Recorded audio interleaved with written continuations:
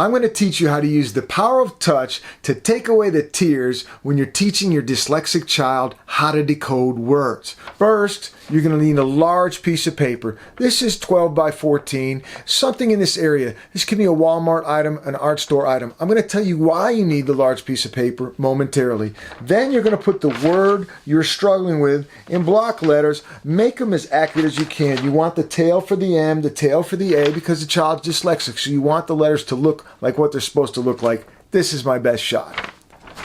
Then you're going to tape the word on the wall, and this is the direction you're going to go. And I'll explain to you what is happening right after this clip. Hey! Mike! You see the excitement on his face? Why? He's decoding for the first time. Why is that happening? Because he's touching.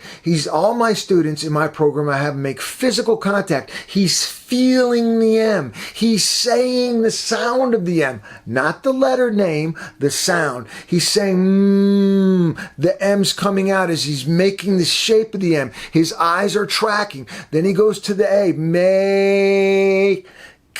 And he's even correct with the silent E because we've studied it in phonics. It all needs to blend together. Now you see why this works so well with dyslexic children, children on the spectrum, or children processing that have difficulty processing print. The tracing brings the letter alive, and we want the size and the scale of the paper for a very specific reason.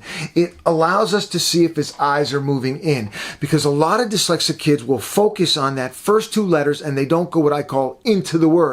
So they'll look at the TR of truck and they'll say train, and they'll just throw something out there because they're not actually seeing the AI. They're not seeing the rest of the word.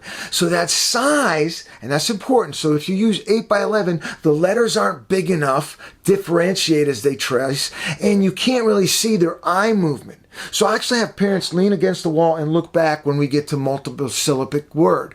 So this tracing, touching, looking, saying, making the word come out phonetically is powerful, and it'll train your child's brain to see parts. And eventually you won't be on the wall because you train their brain to see parts and make the right, what's reading? Making the right sound come out when you're looking at these symbols we call letters.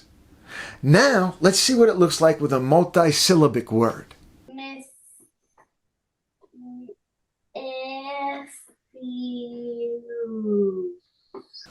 It's powerful because you see so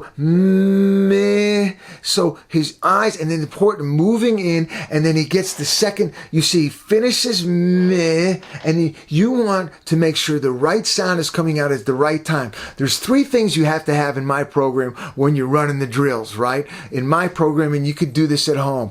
Touching, looking, saying. It's key. Looking at the letter, touching and tracing the letter, saying the sound of the letter in everything they do. Very often, children that struggle with visual processing, which often has comorbidity with dyslexia, they're not actually able to see the parts. They're not actually looking. So you don't know what they're looking at. They can point their head. I did this. I'm dyslexic. I stayed back in third grade because I couldn't read. And I would point my head, listen to what an adult said, and then I would say the word, not really sing it. Now they're touching miss. His eyes are on is. Now he's going to the next syllable. Use. It's amazing how this will accelerate. Just using this technique will accelerate what you're doing. Now we're going to move from large scale to smaller scale. We had to do the larger scale to get the motions and the segmentation of the word. Now we're going to smaller size words. Now these words are in what I call the stack. I have my clients pull these words from vocab cards, and every word that goes on the wall then goes into what I call the stack, words that have been processed on the wall. And then I want my clients to put those cards down fast because I want these words to become sight words. So we go from phonetic decoding to what I call fast phonetic when they're reading the word rapidly, and then we want sight word, which is known in a nanosecond. Now, what if the child doesn't get the word? We back up and go all the way back to phonetics. And this is what I want you to do. I want you to use this technique whenever your child doesn't get a word. So you can do what I call an inline correction. An inline correction is they're reading a book, just a regular book, and they miss a word. Instead of leaning over and telling the word conclude, you then in the book have them do this process. They're much more likely to get that word next time they see it. So let's go ahead and look at what this looks like on a smaller scale. Conclude. I want you to pay attention how he did that blend. He went and he did it perfectly. He did the C and the L at the same time as making the blend. That's powerful because it'll help him recognize blends whenever he sees them. Sometimes it doesn't go so well, right? Because the very act of looking at a word and pointing at it and seeing it at the same time can be incredibly challenging for children that have processing challenges. So this next child has visual processing challenges as well as dyslexia. And I just want him to point at the word. So I backed off and gave up on the letters for now and just want him to point at the word. And I only want my 3 things. And sometimes for some of you, depending on your child's situation, just getting the 3 things is hard. Remember, you want the name. You don't want deer. You want deer coming out at the exact moment that the hand touches. And that was a struggle for this child. And let's just check it out. I like you, and I like your energy. But this deal right here, you got to put your finger right under the word, and you got to be looking at the word, and you got to touch it and say it at the same time. Deer. Dear. The payoff is that we worked them through the system, and look at what happens to deer and all the other words that were on the wall now. This is a 2-week window from the introduction on the wall to what you're about to see. Van, boat, cherry, cart, deer, bunny, form, mouse, milk, rest, door, nap, dress, sea, wet, bell, street, cat, pull. Oh my gosh. Go champ. Go champ. Go champ. Go champ.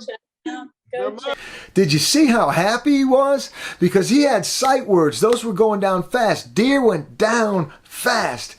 And that happened because he figured out how to see parts and focus his eyes. And this happens with all the children. All those words were introduced 2 weeks before what you just saw. And I want to just add in, celebrate everything.